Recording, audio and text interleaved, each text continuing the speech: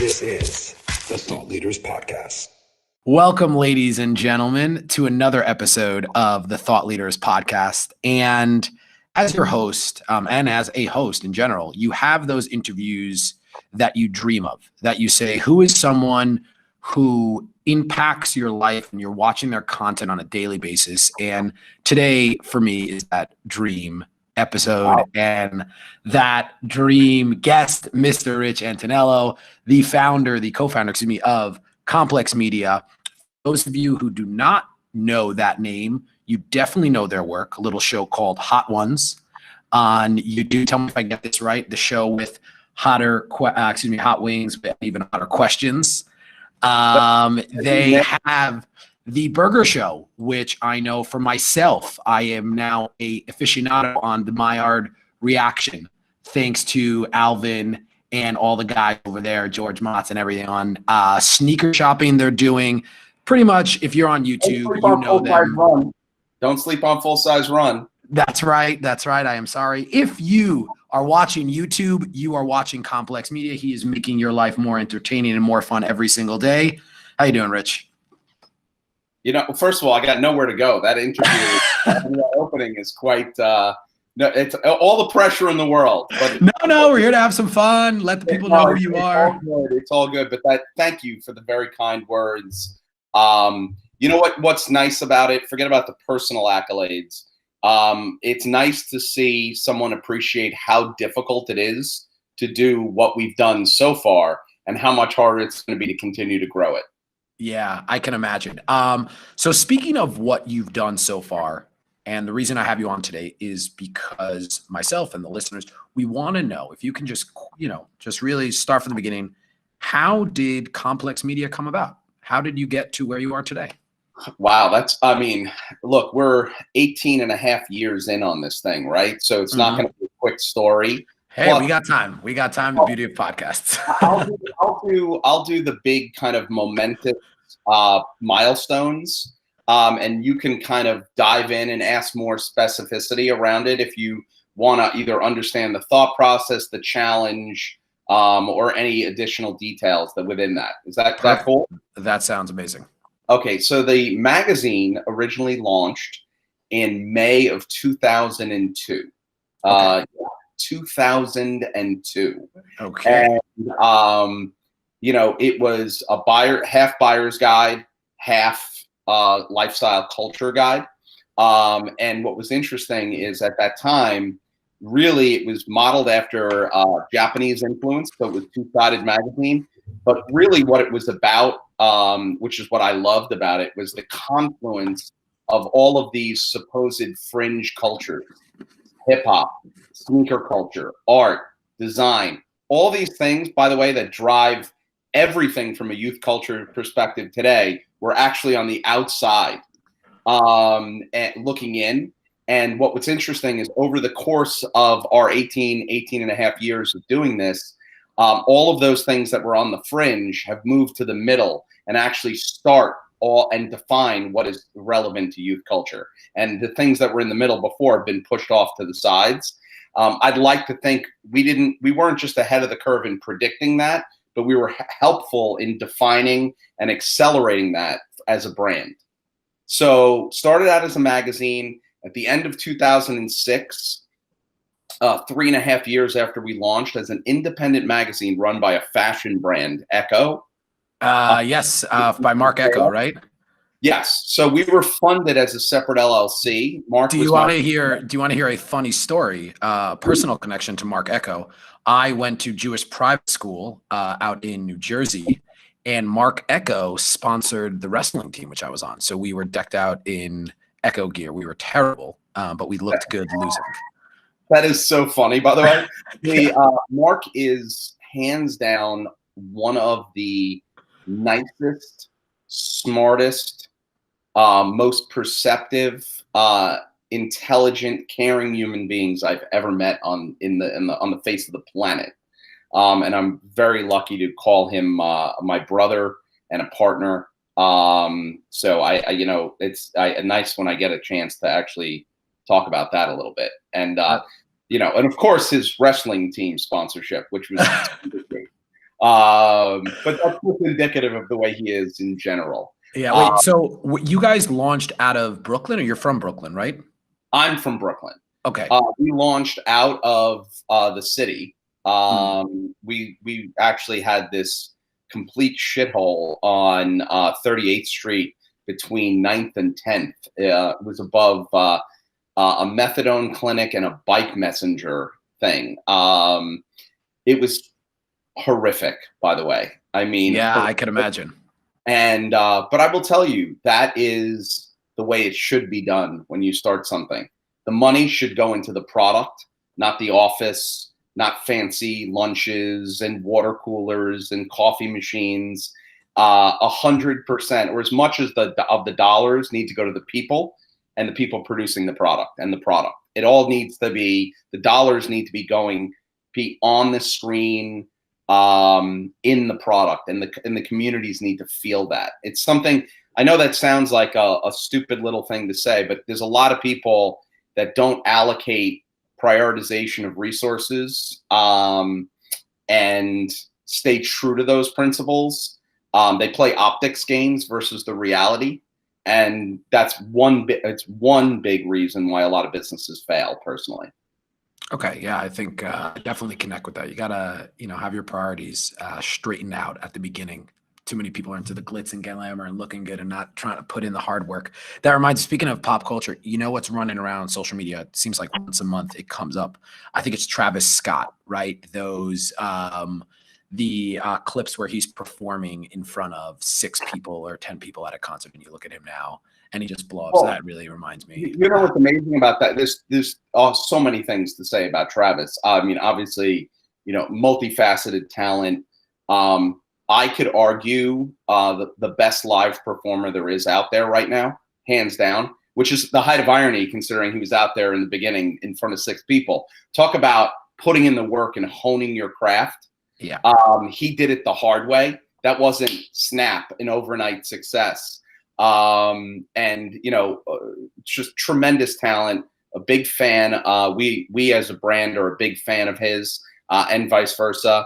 But that is the grind that you're alluding to has never been more exaggerated or overlooked. The speed at which you can acquire supposed clout and audience nowadays is faster than ever before. But I have news for you. Anybody worth their salt with a real following built it the long and hard way, not the overnight crap. Mm-hmm. Yeah. I forgot who I was talking to, but there's someone who just mentioned to me, they kept calling it an overnight 20-year success. It seems like it's overnight, but it's been about 20 years. People just grind out. So yeah, keep going. The height of irony is the people who get there super fast take it for granted and put their feet up. The people that grinded and probably have a bigger amount of success are the ones still acting like they have one follower. They're just grinding. And those are the ones that are going to be around for the long haul. Yeah, I completely agree with you. Not a flash in the pan shit. Like, the world got changed, and some things have changed, but the fundamentals haven't. Mm-hmm, exactly. Okay, so speaking of the grind, you guys are in this rundown office. You said downtown. On top. So we're putting all the money into the product. Right. At the end of 2006, 3.5 years after launch, we break even with the magazine, which is, by the way, unheard of back then.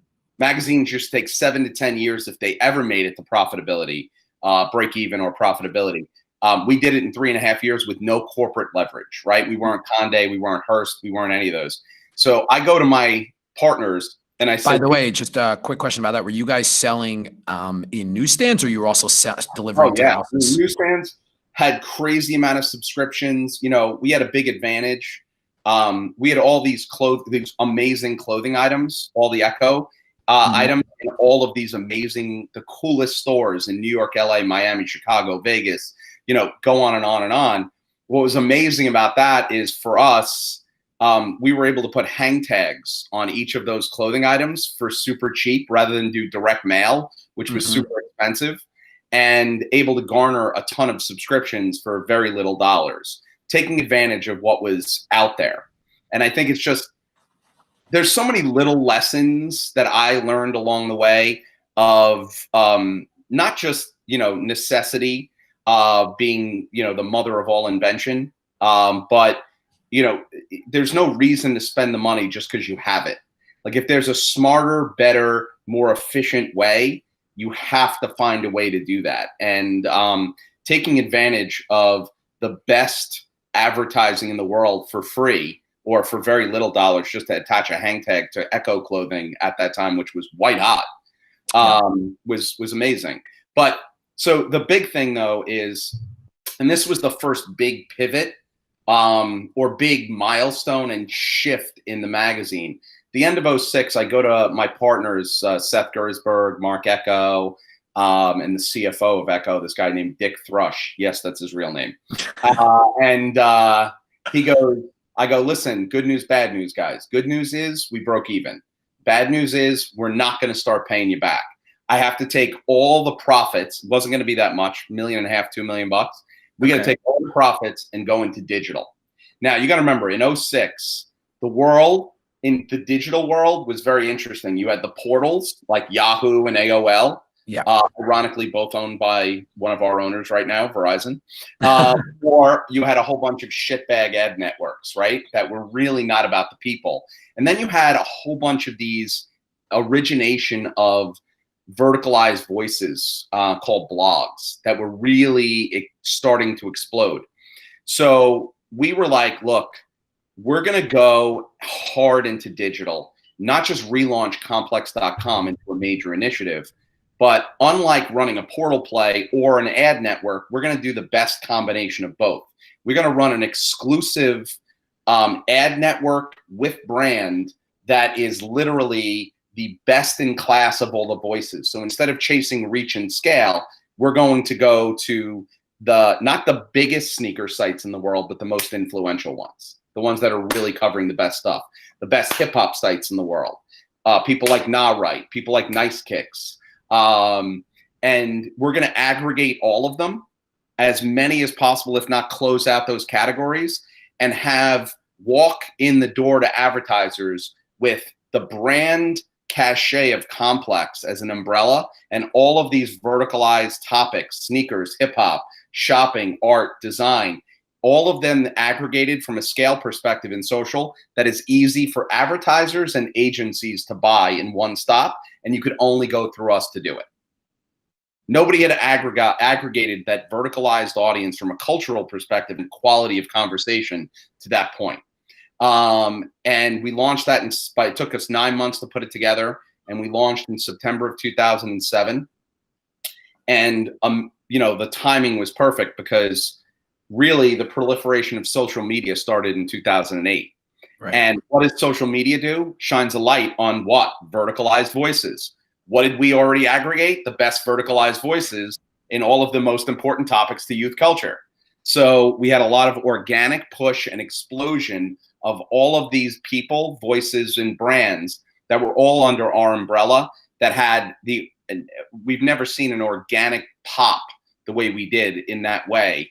And finally, so many advertisers and brands started to realize of who was starting the conversations, not just amplifying them. And that's when the business exploded as well. And that was the first pop for us. And then, of course, the world fell apart in September of 2008, just as we were getting a massive amount of traction. Because this is on the website, right? This is, look, we never looked at the website as a different business than the magazine. We look at our business as a brand, and every component is just part of the fragmentation and segmentation of that conversation. So we never delineated our business of, oh, here's the web team and here's the magazine team. We never did that. Everybody sold, developed content for all of the above. We never started that atrocious behavior that a lot of people had from a kind of legacy perspective. We didn't have that issue. We were never going to allow for that. That's not the way we approached it. Okay. So everything, that's super refreshing here. So everything blows up in a good way, right? You guys are pretty much the go-to spot for hip hop culture and just driving all these brands. How did you guys react to that? Was that, and I know you guys have been working for about 8 years doing that, but that's still an incredible moment to kind of happen pretty quickly. Well, it did, but you have to remember, we got slapped back into reality very quickly because the rug got pulled out from under us with the financial correction in September of 2008. So just as we had an explosion, but just we were about to go even faster and be a complete rocket ship, a lot of the revenues started to slow a little bit for us. Nowhere near what happened to other people because we had momentum, but Echo had started to have their problems. They were our funding resource from a capitalization perspective. And as they had their issues, we had an opportunity to spin this out, take out some of the owners, and put money into it. And we were lucky enough, I was lucky enough to meet some tremendous people at Excel Partners, who were the first money into Facebook. And Austin Ventures from Austin, down in Austin, HomeAway and some other companies that they were first money in on. And they put money into us, took some of our owners out, recapitalized us to be able to grow through the recession while Echo had their financial issues. So, that was another thing. Talk about learning venture capital, raising capital on the fly without a banker. I don't know what the hell I was thinking, but what's your background, by the way? Because I wanted to make my advantage there. Okay, what's your background before you were doing comic books, just so people can understand how crazy this is? I started working in 1993 at Saatchi & Saatchi from a media perspective. I was a media planner. Worked on some of the biggest flagships in the world. I worked on Procter & Gamble's Tide. And I worked on Paddington Liquors and launched Goldschlager, the brand, believe it or not, in December of 1993. Wow. And talk about way back. How did it feel when Goldschlager came back into prominence in Superbad in that scene when she that had to be like, whoa, what the hell is going on? I have such a warm spot in my heart for Goldschlager. And all of the slander it got over all those years. That was my first baby, right? Yeah. It was the first thing that I worked on that was new to world and launch. And I will tell you, first of all, it is better than people think. It has to be so cold though. Like, I mean, it's syrup. It's not even a liquid. It's as close to a solid as you could possibly be. But I'm waiting for another resurgence of Goldschlager, to be really frank. I'd love to see it. I think it should bury Rumpelmint. Awesome. Okay, so the financial crisis is happening while you guys are actually, getting capital, and then what happens? So that capital was super important. So we were able to grow through 08, 09, and 10. And then I started to realize, I'm like, wow, these voices continue to dominate social media. And we continue to grow organically like nobody's business. But we really hadn't done a lot of video yet.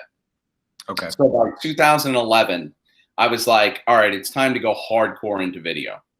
And but we were like, we don't do anything just to do it, to check a box. We weren't chasing. There weren't big video revenues back then either, right? But it was just hard for me to wrap my head around, how can we say that we're the most important voice in youth culture, yet we're not participating in the format or the medium that they are consuming content in the most. So it made no sense to me. Like, just because we were doing well, that doesn't mean we could ignore where the real opportunity was lying, right?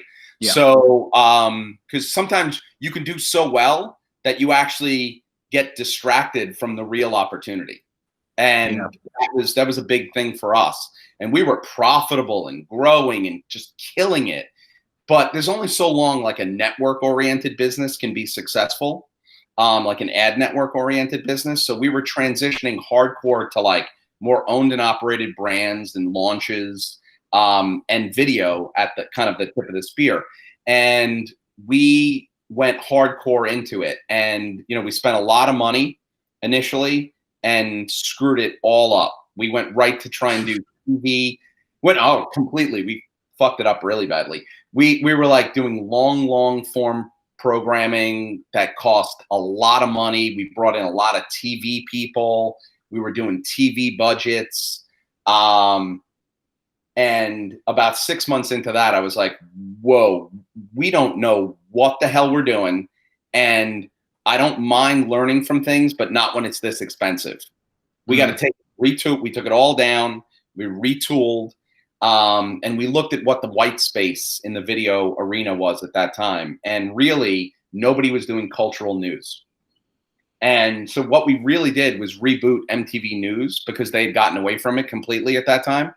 And we were going to do a digital first distribution of the best cultural voices from a news perspective. And boom, it just blew the F up. And like instantaneously, it was amazing. It didn't hurt that we had that little incident with Wale where we left him off a list. Did you ever see that, where we had Seinfeld and everything like that? We ended up with a cover later. I believe I saw it a while ago, but I haven't. Do you want to just jog my memory? Sure. So, Wale the rapper, right? Yeah, of course. Yeah. We left him. We were just about. By the way, he's out of DC, right? Yeah. Yeah. Virginia, DC area. Yeah. So, we were about to launch Complex News. And right when we did that, it was towards the end of the year. It was like December. And we left him off of the 50 best albums of the year. And he called up our music editor and lost his mind on our music editor. Like, I mean, crazy. Like, I'm going to come up there. Like, you could find it. It's out there still, right? And we taped it. Like, the music editor had taped it. And so my editor-in-chief, Noah Callahan-Bever, walks into my office and is like, dude, I don't know what to do. What do we do? We have this on tape. And I'm like, listen, I go, you got two things. We can either use this and have a lawsuit and make this a big thing, or we can actually like launch Complex News with this. Okay. And now we're the news rather than reporting on somebody else. Like, this is a way to launch it. And we launched Complex News right with that. It was right like a week after we had launched, and it just exploded from a conversational perspective. And what it really did was took the piss out of everything. And by the way, Wale is a big friend of the brand. We love him. He is also one of the nicest people on the goddamn planet. No, that's awesome. And I just Googled it, and as soon as the thumbnail came up, I was like, okay, I know exactly what you're talking about. I do remember that. So, we launched it with that. And ironically, we ended up doing a cover in the spring with Wale and Seinfeld, where we did a video where basically it's Seinfeld in a diner with Wale going, you didn't make the Complex list. You have to call him. So we made it so that Jerry like poked him into it, like coaxed him into it. And that was a whole nother moment we got to revisit, and everybody had a lot of fun with it. Right. Yeah. And what's interesting is, that's a really, there's a lot of layers to this. That little comment is, there's a lot of people who would get litigious about that, or like security up. We're a fun and an entertainment brand at the end of the day, and we're good people, right? Mm-hmm. The people that work at this brand love the culture. We cover it the way you should cover it, but we're fun and an entertainment brand at the end of the day. We took a potentially contentious situation, turned it into content in the most fun way, disarmed the whole thing, and actually ended up making this nice arc around the whole thing and launching a business with it. Right? Love it. Like, very original, different way to think about it. And everybody won, right? Like, everybody won. And, it's kind of funny. There's a lot of lessons to be learned with that one. And Joe LaPuma, by the way, the host of Sneaker Shopping, was actually the one who came up with the whole Seinfeld Wale cover and the video and that whole thing. That was one of the best twists of anything that we've ever done at Complex. And it's a really good one. That's awesome. So Complex News was the first YouTube channel you guys did? Correct. Yeah. Well, it was Complex. Right, we Complex. we hadn't split out the news yet.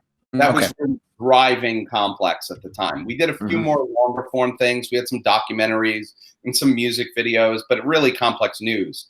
And then after about 2 years, at the end of in 14, we realized that the news was not enough because we were beholden to what was going on and reacting for the most part.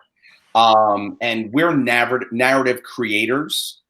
We always say we make the news and others report on us. And I'm going to fast forward a little bit, but yeah, of course. Here's a perfect case example. Like, and I don't want to say that statement without proving it. Is look at when we do a Hot Ones. Show me a brand that doesn't steal our memes, that doesn't cover Hot Ones, whether it's social or on their own platforms. Show me the same thing when Full Size Run goes up. Show me the same thing when Sneaker Shopping with Joe LaPuma goes up. Yep. Show me another media brand where all of its competitors cover its content as news. I defy you to find somebody else because there isn't. And I'm not talking about retweets. I'm talking about real, like, writing stories about our content. So we are starting the conversation and others are amplifying our conversation. And to me, that is the definition of who the real leader is and who the followers are. Mm-hmm. Yeah, I think that makes on anybody, but no, that's awesome. And we'll get to the Hot One stuff later, not to be too much of a kiss ass here, but I think you did forget one compliment when it comes to Hot Ones is, besides the fact that other media outlets are reporting on Hot Ones, you kind of or completely brought back hot sauce into pop culture and into food. And we'll get to that. And we're going to get back to that. And I give you all the credit in the world, even if you don't want to take it. Well, hold on. But we didn't just bring hot sauce back into the popular vernacular. We actually are capitalizing off of that because three of the authors are our own. I know. And I have tried the last dab redo, and it was everything that you think it is, people. So, but you know what? Los Calientes is fantastic with omelets. Yeah. I mean, all that stuff. I mean, everything is. And we'll get back to that stuff a little later on. So you're at Complex, just a channel, right? Right. So it's 14, and we're like, look, we can use the same thought process we did when we aggregated verticalized voices in 2006, 2007 with all of that, all of the blogs, right? But instead of aggregating outside talent, why don't we use the Complex News talent? Sean Evans was a Complex News anchor, by the way. Yeah, I was going to say, I want to hear how you guys found Sean. Joe LaPuma started out as an intern at Complex, and literally was also a writer who turned into our talent at Sneaker Shopping, right?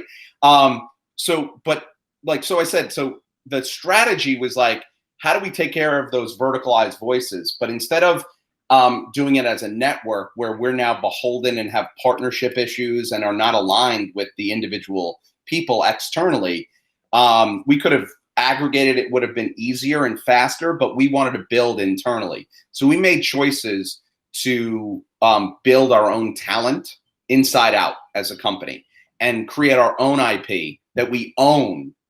And all of this, by the way, sounds done now in 2020. Very few people, especially digital publishers, who are willing to put their money where their mouth is to not just make long form content, but IP, like evergreen value and real brands, and run like a TV model around that. We were doing that by the end of 2014, beginning of 2015, right? And, we made that choice to move from news to the people who start all the conversations. And we went hardcore. And at the New Fronts in 2015, I stood up in front of everybody and I said, we're going to create the largest library of the best evergreen youth culture content that is untethered to one platform, right? So we have availability of taking it other places. There's no windowing problems. There's no regionality problems, and there's no exclusivity problems.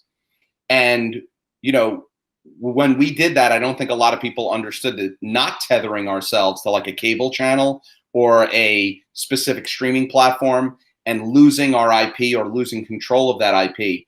A lot of people are trying to backtrack out of that now, we made a choice then that was the right one. And now we have a library of almost 2,000 hours of premium content that we could take anywhere and put anywhere on any platform, monetize it, and develop audiences everywhere. So, yeah, I mean, not a lot of people were thinking that way. I mean, I'm not saying there's no other way to do it, but when you thought about building IP, having control, the initial investment, not playing the optics game of short-term bullshit audience development or throwing out big numbers that really didn't mean anything. We did it the hard way, brick by brick, with a plan, knowing that this is where we wanted to be, and being in control of that library and being able to monetize it across the board. And instead of somebody else owning Hot Ones IP and not being able to make a game show that goes on to Turner and TBS, which I've seen. Right? We're going to get to it. It's a proof point, but it's a proof point, right? And that's why nobody else is doing that. Can you think of another digital outlet that took a brand, created an iterative or derivative product, and actually got it onto television? Yeah, no, it's you guys are just doing, you're innovators, and you're correct. You guys are really the only people, really doing that. The only other brand, and they're doing things differently than you guys, and it's a different space. I think another brand that really bucks the trend is really keeping it all in-house and together is kind of Barstool. They're really, they do have the big outside investors, but they're different, obviously different business model, but they're also doing something where they're keeping everything in-house. And we just saw all the drama with the, the podcast and everything like that. Yeah, I love them. You got to remember, they're doing it in different mediums as well. Right. They're not spending the money on video. They're not that, and no shots. It's just a differentiation. Yeah. I love what they've done. Talk about also doing it effectively with not a lot of capital. It's impressive. Yeah. Their voices, my big challenge, because they haven't created the video brands that you can now iterate to get the bigger checks. And I'm not saying there aren't big checks in podcasting, but I worry about how long you can keep just to have the same size business of dollars in podcasting to video. You need probably 10 to 15 times more talent in podcasting of the same amount of 15 times the amount of initiatives or individual products, just to get to the same amount of money that you would by 15 times less than a video basis. I wonder how you control that much talent and pay them for that long of a period of time from a scale basis. That's, if anybody can pull it off, they probably can, but it is definitely going to be an upcoming challenge. As you just alluded to, that's just one of them. I can only imagine once those numbers came out, how every single person who's got a podcast on Barstool is renegotiating what they're getting paid.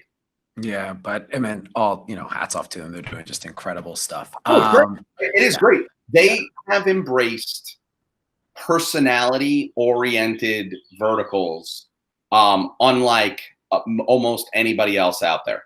Yeah, it's amazing. Completely agree with you. But back to the star of today's episode, Complex Media. So you're at the Complex. We're at that one channel, and then in 2014, you said, okay, instead of telling over the narrative, let's create the narrative. That's right. Which I love. Completely think that's incredible. And again, that is so good. And I think anyone out there doing any type of media should want to strive to be like that.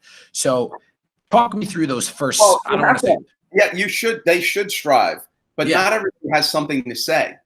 That is a very good point. Some people are just aggregators or curators of what other people are saying.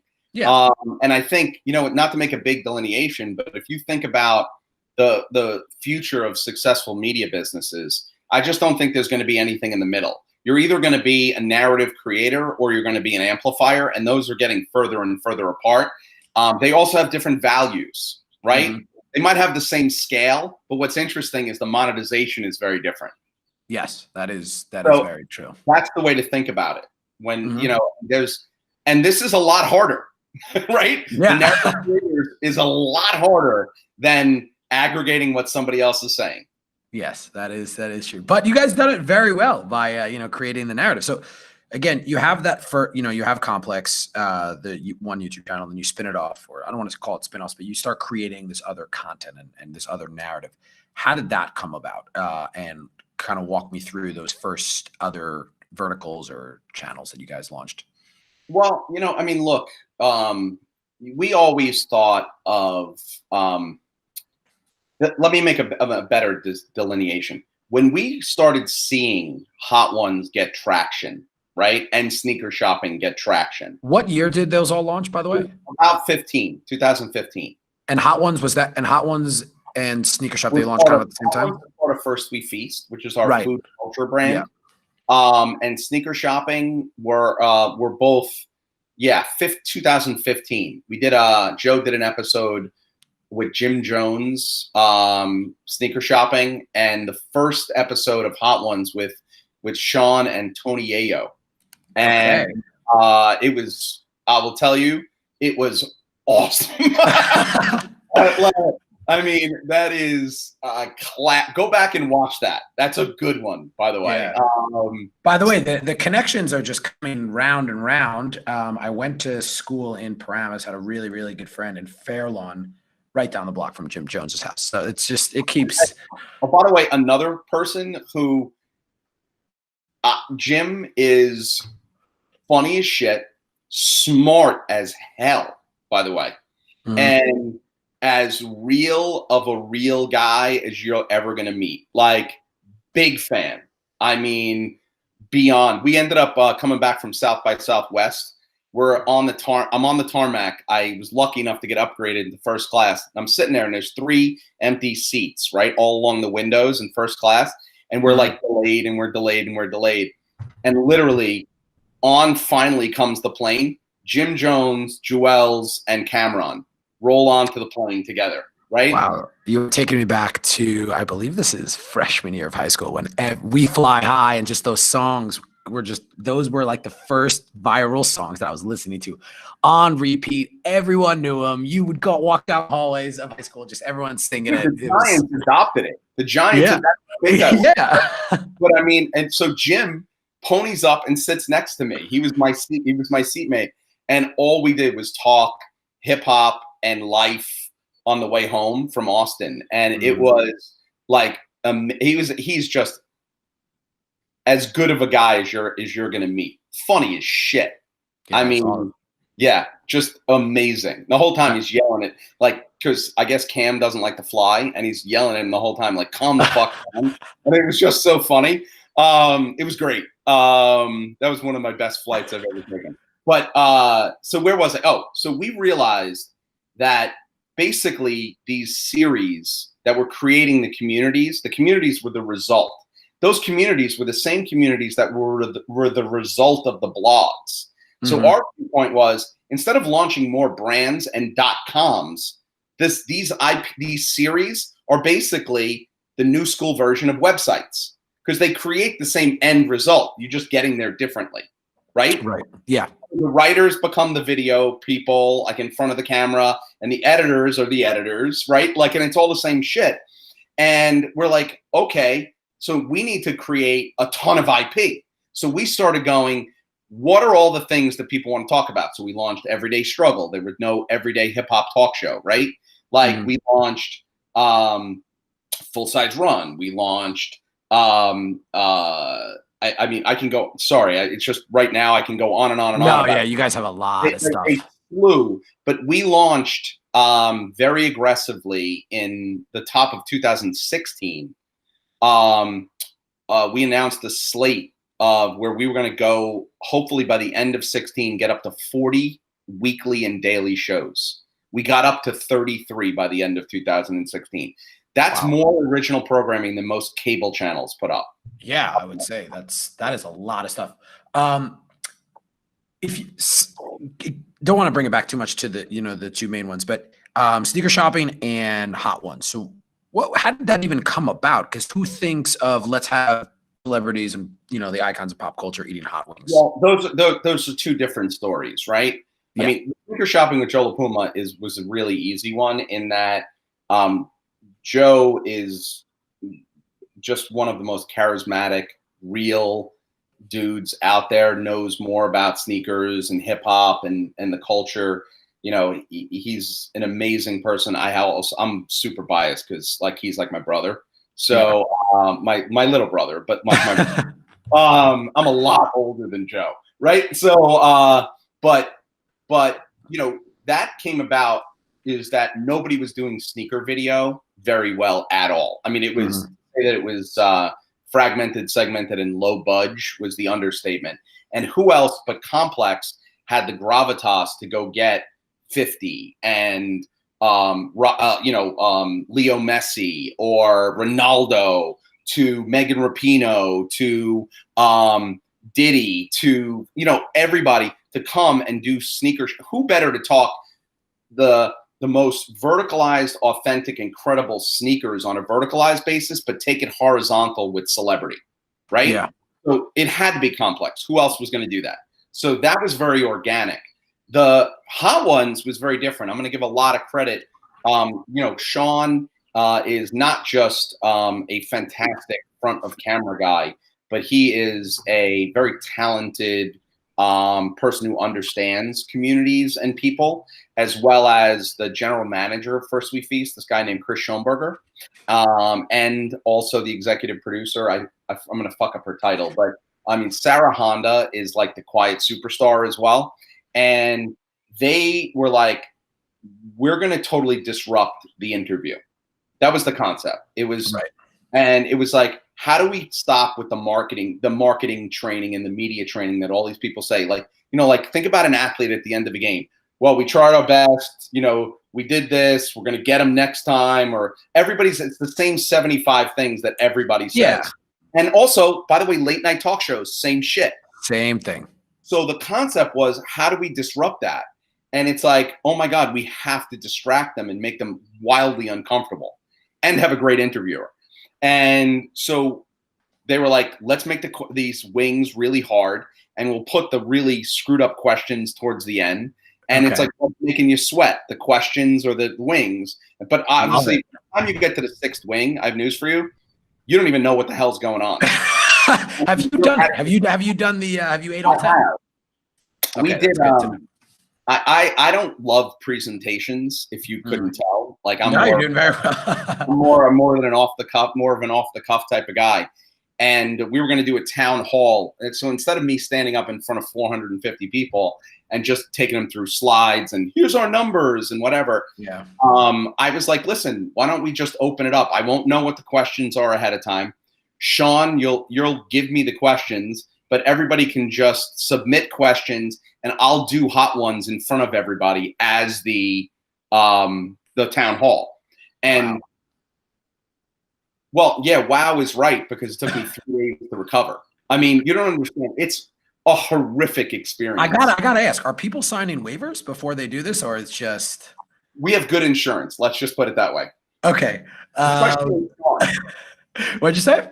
Especially on Sean.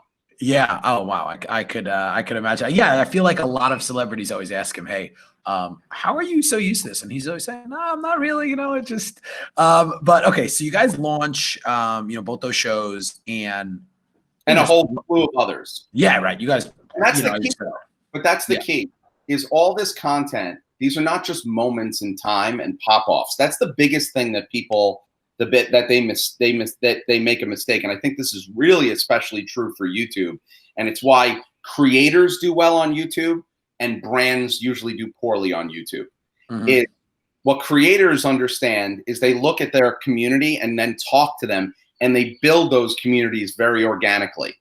Big brands are like, well, I'm huge on my .com, so I'm going to go to YouTube and I'm going to point everybody there. I'm going to make a moment in time and I'm just going to move my whole audience there. And that's not the way it works. You have to build those communities on that platform the same way the creators do. And what we did, look, Hot Ones was far from a success in its first year or two. I don't think we were breaking 10,000 views, 5,000 views on that thing for a while until we did the Key and Peele episode. And that popped off and got 5 million. And then we grew the community from there because they had something to go back to and watch all these other episodes, right? So there was through line and there was cartilage. A lot of these, a lot of the brands that try and come onto YouTube and develop communities, other publishers, digital publishers, they come on and they write big checks to like big talent. What's funny about that is I'm not saying big talent doesn't work on YouTube, but I have news for you. Creators who are looking to develop a community work a lot better than the biggest celebrities do. Yeah. A lot of people don't like to be sober about that. I mean, again, it's very refreshing to hear. I think when I first stumbled on Hot Ones, I was on an Action Bronson kick. Oh yeah. Both the cooking stuff and the music. And I guess I just kind of stumbled upon it. And I'm trying to think back. I know that I think the paddle was different, with the hot wings. And I remember I've seen how the show evolved. Or maybe you guys only did 5 wings at the beginning. I could be wrong. No, we always did 10. You always did 10. There was something different. I forget what it was at the beginning.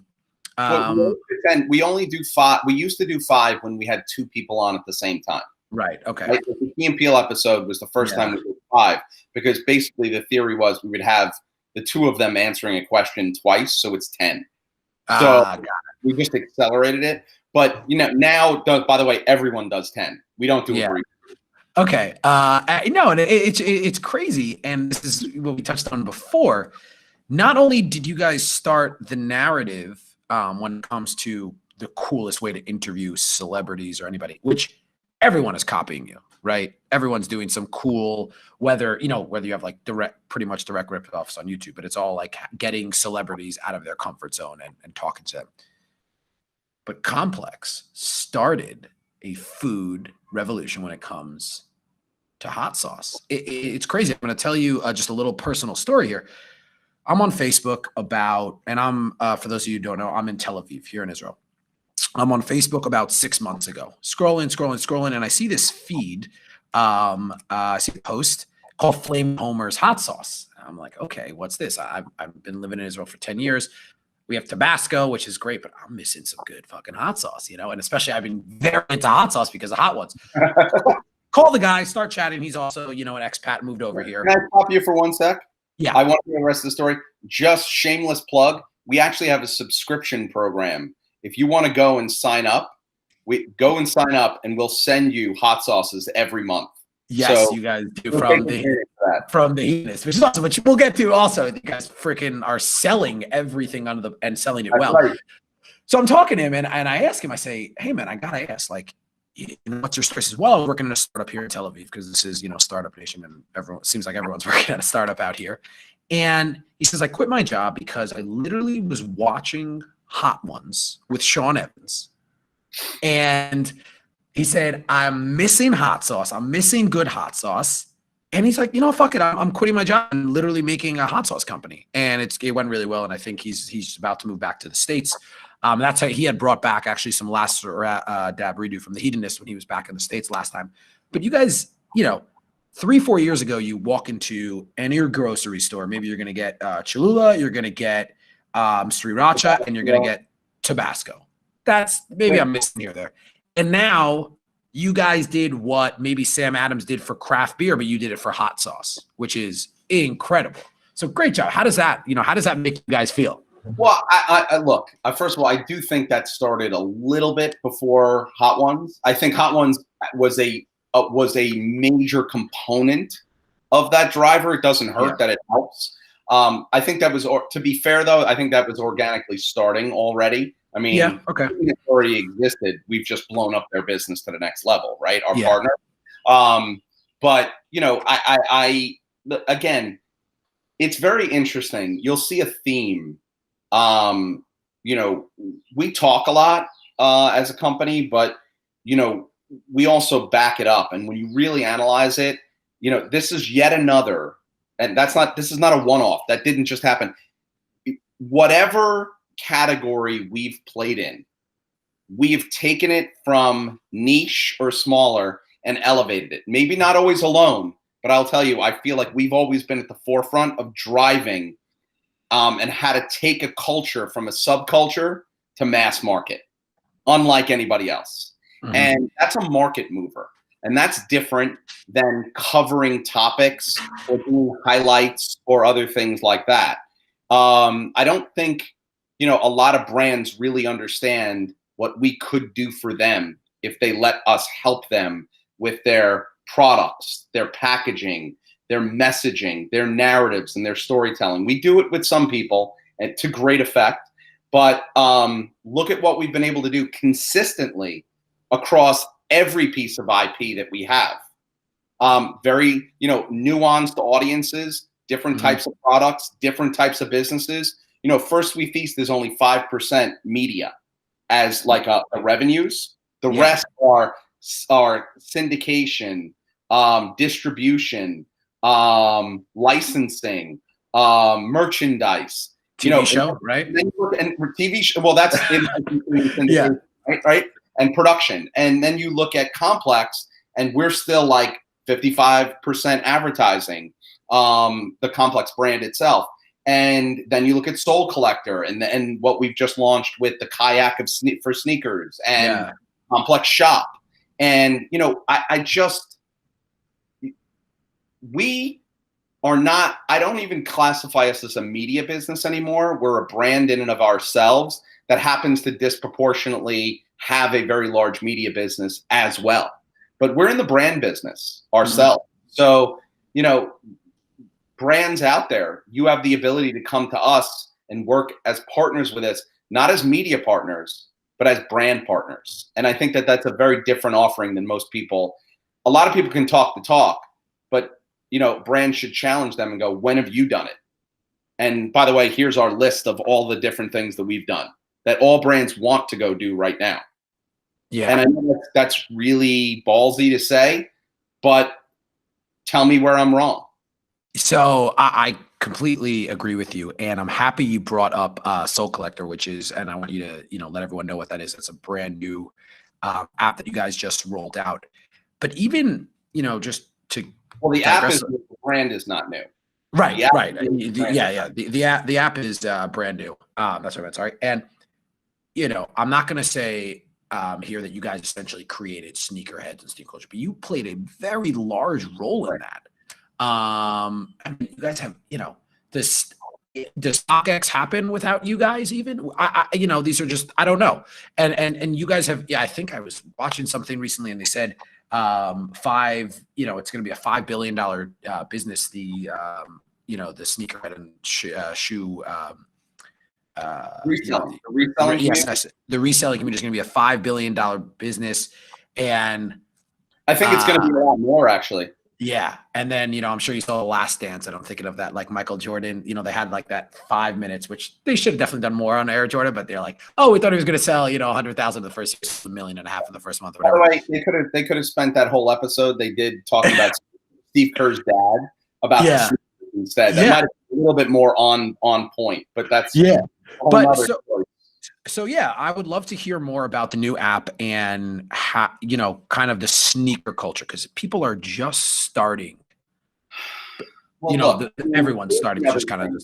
Here's the other. People are not just starting. Well, no, I'm sorry. Let me take that back. Yeah, the masses are just starting to understand how big this iceberg was. And that's how what I meant to say. Mass media, and it's finally getting the attention that it deserves. They're good forecasters. They're so relevant to the youth. That's why brands, you should go spend more money with these platforms that are like 5 years late on every trend. But that's smart. Keep doing. Anyway, my point there is, look, Soul Collector, we don't look at any of these on a verticalized basis. You have to remember something. The crossover appeal of all of these brands, there's a cartilage that ties this art, the design, the sneakers, the music, Complex, the brand. And it's really hip hop as a culture, not just hip hop music, but hip hop as a culture kind of ties through all of these things. And you have to remember, I mean, sneaker culture has been around. I grew up in Brooklyn, and, it's been around since 85, 86 when Jordan got his first shoe.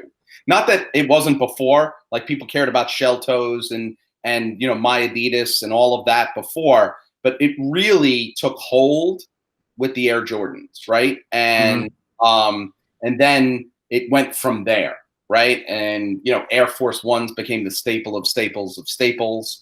And, there's a lot there. But I think it means more. There's the reselling market who are the ones who are exploiting. But then there are people who love the narratives and the stories, the real sneakers that have, the Tiffany dunks. There's a lot.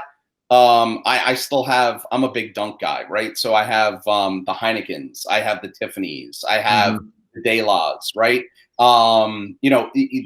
These, they mean something to people, and it was the newer generation's version of a watch, like what a man used to say, like what a watch used to say about a man. That was what the sneakers on their feet said about them, and how individual and specific they were. And did they get the insider stuff? Did they have the plug and have the access to go get that product and be the tastemaker? And like, by the way, it's a phrase that kind of died a while ago. I prefer tastemaker to influencer every day and twice on Sunday, but that's okay.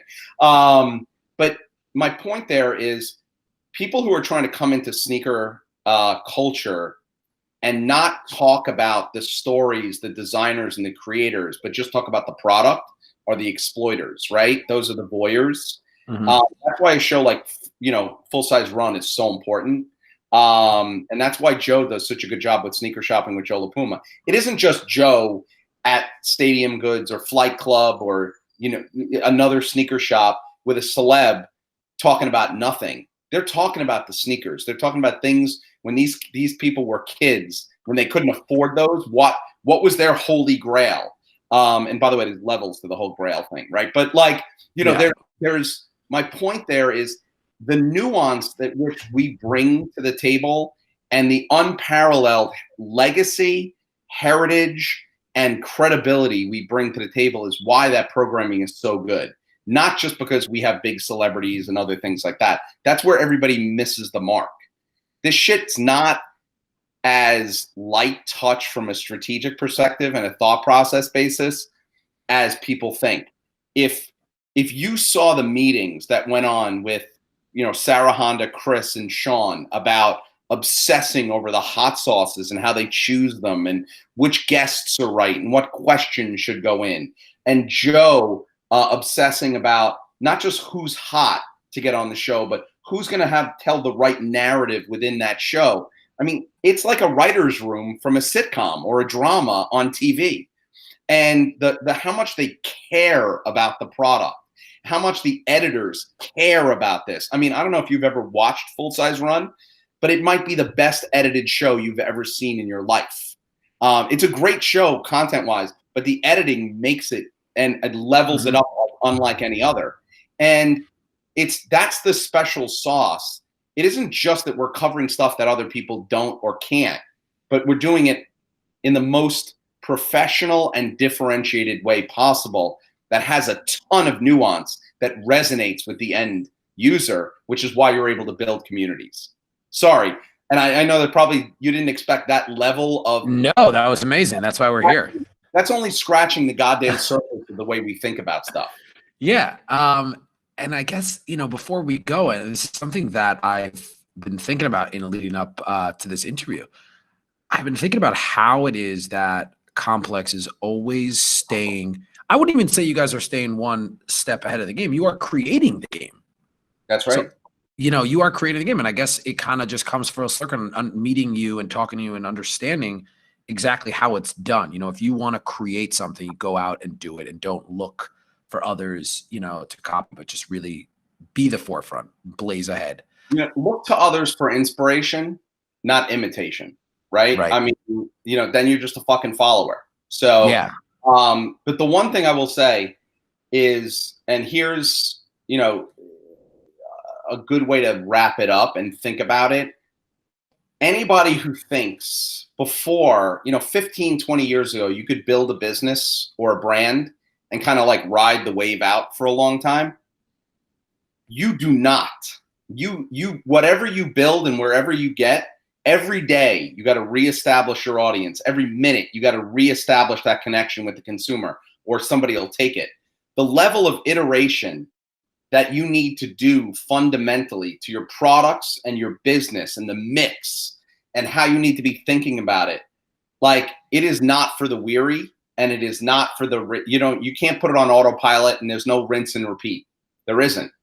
It is, every day is a new day. Every product is a new chance to have a new perspective. Don't look at it as a mountain. Look at it as an opportunity. And, it's exhausting and challenging, but it's so much fun. And I'm sorry, I'd rather be an original than a follower every day and twice on Sunday. I love it. Okay. And before we go, I just have one last question for you, just as on a personal note. I love the Burger Show. I love George Motz. Where did you find that man? He's amazing. First of all, yet another superstar. Like Justin Bulios works on that.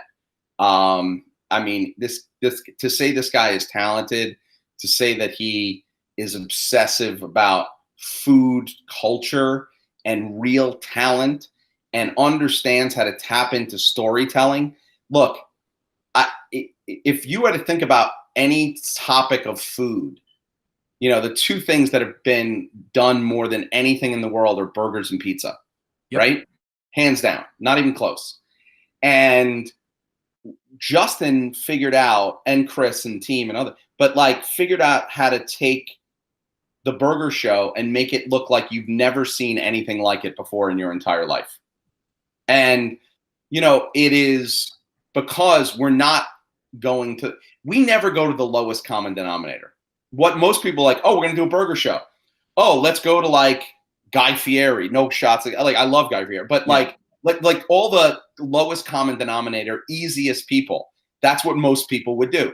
We're no, let's find someone who's obsessive about burgers as we are about our brands, and who's lunatics, right?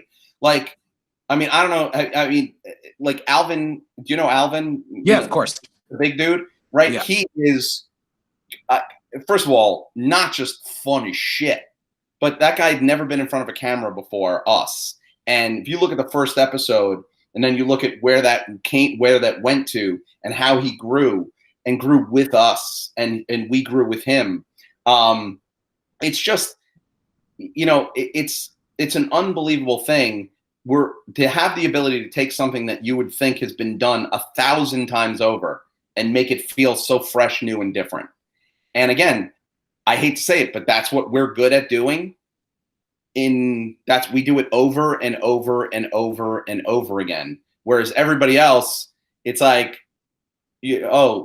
tear the brand off of it, and I defy you to tell me what brand you're actually watching. You could tear the brand off of any of our stuff, and you know exactly who's bringing it to you. That is true. Okay. Yeah. Awesome. Well, again, thank you so much, Rich. Definitely, this has been one of my favorite interviews of all time, especially just not only because I'm a huge fan. It's eye-opening, and I hope everyone out there is listening. Be a leader, not a follower. And thank you so much. Okay.